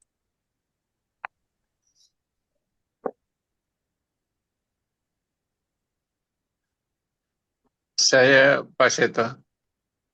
Ya, silakan. Oh, Petrus juga lama berkarya. Kira-kira berapa tahun Petrus itu berkarya mewartakan Yesus? Wah, ini pertanyaan yang susah dijawab karena data tentang Petrus itu kita tidak temukan. Bahkan kemudian begini, ini kalau semua ditanya, nggak akan ada yang bisa menjawab. Misalnya, Paulus berkarya berapa lama? Iya, nggak ada yang tahu. Itu yang lebih gampang. Yesus berkarya berapa lama? 3 tahun. 3 tahun. Nah, Ibu, Bapak Oh, mengatakan 3 tahun. Buktikan kalau 3 tahun. Di mana datanya? dari umur 12 tahun, bahkan 6 tahun. Di mana? Ayo. 12 tahun. Nggak bisa membuktikan. Iya, betul. Nggak bisa. Apalagi bertanya, kapan? Kapan itu ya Tuhan Yesus lahir, Tuhan Yesus mati, sebutkan tahunnya. Nah, kemudian semua yang bisa jawabannya itu merupakan perkiraan ya. Nah, sekarang begini untuk memperkirakan eh Tuhan Yesus itu lahir tahun 4 sebelum Masehi. Tuhan Yesus disalib itu tahun 30 Masehi. Ya. Kemudian yang berikutnya perkiraan ya, Petrus disalib di Roma. Ya, di Vatikan ini tadi ya, tahun 65 Masehi. Kalau begitu, hanya bisa diperkirakan ya Petrus bekerja lebih dari 30 tahun. Hanya begitu yang bisa dikatakan. Tapi kalau ditanya berikut sumbernya dari mana, Bapak Ibu, kita akan mengalami kesulitan untuk menentukan tanggal-tanggal itu. Semua ya perkiraan tanpa bisa menyebutkan ini angka tahun sekian, buktinya ini. Begitu, Pak. Nggih, matur nuwun. Ya. Ada lagi? Ya, kalau ini Bapak bertanya tentang masa karya para rasul gitu ya. Bapak Ibu, yang perlu mendapatkan perhatian kita itu adalah mereka itu mengikuti Yesus ketika masih muda, menghabiskan waktunya untuk Kristus, dan mereka setia sampai mati. Dan bahkan kematian sebagai martir itu bisa disebut sebagai mahkota ya, yang menutup karyanya sebagai pengikut Yesus, sebagai hamba Kristus. Menjadi martir itu bukan situasi yang menyedihkan. Di masa awal kekristenan, orang malah rindu jadi martir. Pengen, rindu jadi martir. Dan mengatakan, senang ya orang itu bisa jadi martir. Sekarang ada yang aneh kalau orang mengatakan begitu. Tetapi sekali lagi, ya di masa itu yang kita perlu perhatikan sekali lagi, para murid Yesus mengikuti Yesus dari muda, setia sampai tua, dan banyak di antara mereka yang dalam tanda kutip menutup usia mereka dengan mahkota kemartiran. Lebih lanjut, kalau kita bicara ini, Bapak Ibu, ada waktunya kita pasti mati. Mudah nggak usah nyangkal, pasti. Siapa yang duluan bukan urusan kita. Tapi yang menjadi penting adalah saya mau mati sebagai apa? Maksudnya, kalau saya mati ketika saya nggak kuat nahan sakit dan minta eutanasia, ya, dengan ketika saya mati sebagai orang yang menjalani kehidupan saya dalam doa seumur hidup, itu pasti dua kematian yang berbeda kan. Atau pakai bahasa yang sinis ya. Ada orang yang pengen mati dalam kegembiraan dengan hidup foya-foya. Lalu beneran dia mati penuh setelah mengkonsumsi entah minuman keras, entah obat-obatan terlarang. Atau kemudian begini, saya pakai bahasa yang lebih sinis lagi ya, lebih sinis lagi. Bapak Ibu, mati di lokalisasi. Ini supaya kontras ya. Mati di lokalisasi dengan mati ketika sedang berdoa di dalam gereja. Sesepele itu, tapi saya pakai kata yang sinis. Bapak Ibu akan pilih yang mana? Mati di dalam Jelas. gereja. Ketika ada orang mati di lokalisasi, orang akan berpikir dan berkomentar apa tentang orang itu? Negatif. Tapi kalau orang mati di gereja, orang akan berpikir orang ini seperti apa. Bukan soal berpikirnya, tapi mati di lokalisasi dengan mati di gereja, itu ada dua jalan kematian yang berbeda dengan kehormatan dan kehinaan yang berbeda kan. Nah, belajar dari Petrus, mati sebagai orang yang percaya, mati sebagai orang yang menjalankan tugas dari Kristus. Kematian seperti itu yang kita perlu perhatikan, kita perlu pelajari. Tujuannya apa? Iya, saya menyerahkan hidup saya sampai akhir demi Kristus. Baik, Bapak Ibu, itu yang kita bisa pelajari malam hari ini.